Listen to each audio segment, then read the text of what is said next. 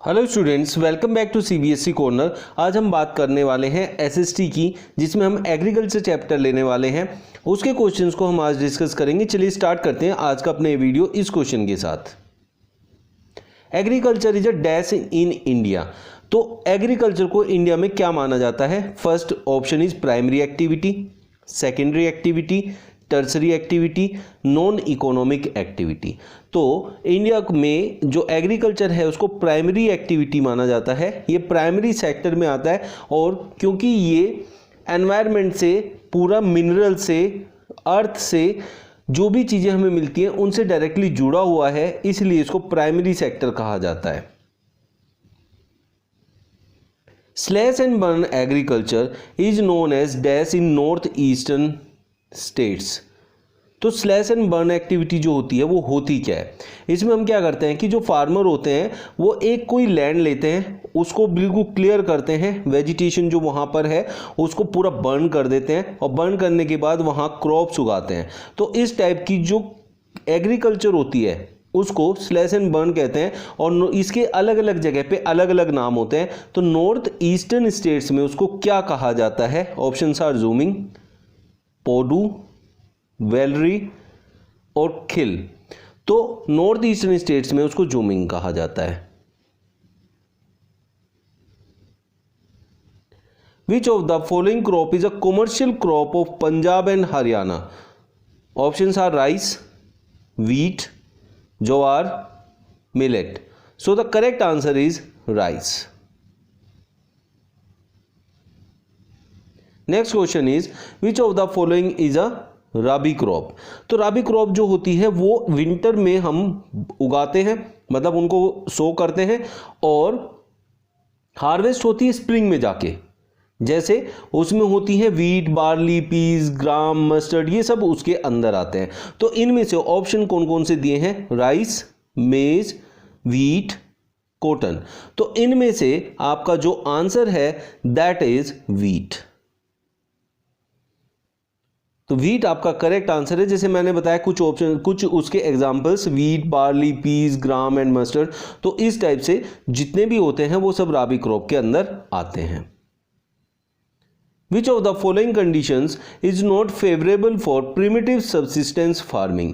तो primitive subsistence farming में क्या होता है? What is primitive subsistence farming? तो क्या होता है कि प्रिमिटिव सब्सिस्टेंस फार्मिंग जो होती है वो हम छोटे छोटे पैचेस पे लैंड के उसको प्रैक्टिस करते हैं ट्रेडिशनल टेक्निक्स के through.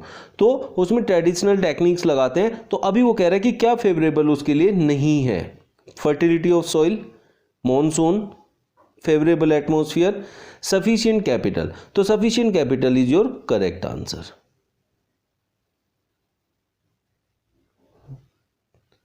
The crops sown in summer between the Rabi and Kharif season is known as। राबी और खारिफ दोनों के जो बीच में होती है उसको हम क्या कहते हैं? राबी, kharif, Zaid, all of these। So the correct answer is Zaid. तो हम उसको जैद बोलते हैं। Zaid is the crops that are sown between Rabi and Kharif season। तो इसमें जो जैद होता है इसमें हमारी कौन कौन सी क्रॉप्स आती हैं, मेनली उसमें क्या क्या आता है उसके बारे में भी आपको पता होना चाहिए कि वो कौन कौन सी होती हैं। तो जैसा हमने देखा कि इसके अंदर क्या है कि ये राबी और खारिफ के बीच में आते हैं। तो ऐसे होते हैं वाटरमेलन, मस्क मेलन, कुकुम्बर, तो ये सब उसके अंदर आते हैं। Which of the following countries is the second largest producer of rice? USA, China, Russia, India। So correct answer is India। India is the second largest producer of rice। तो first पे कौन है? फर्स्ट पे है China. Which is the second most important cereal crop of India? So options are wheat, rice, maize and bajra। So the correct answer is wheat।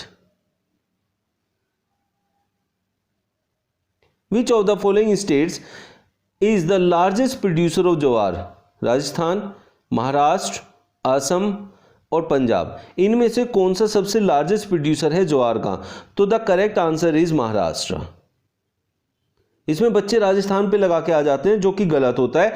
Rajasthan जो होता है बाजरा के लिए होता है, ज्वार के लिए नहीं होता है। The largest bajra producing state of India is, options are Karnataka, Rajasthan, Uttar Pradesh, Tamil Nadu. अभी हमने लास्ट क्वेश्चन के लास्ट में बोला कि राजस्थान जो है वो आपका बाजरा producing, largest bajra producing state है इंडिया का। सो the correct answer is Rajasthan. Which of the following is an equatorial crop? So the options are tea, coffee, rubber and jute.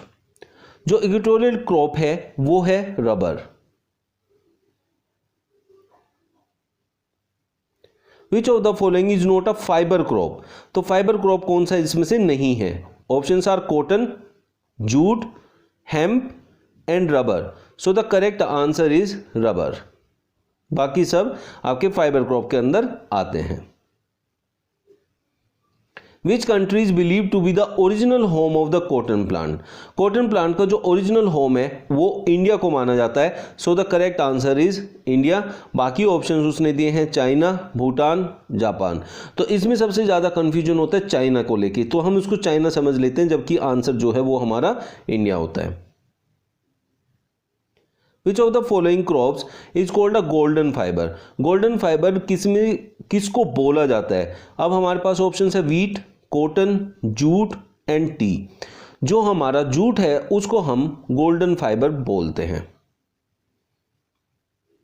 Which of the following crop is initially cultivated on Baba Budan hills?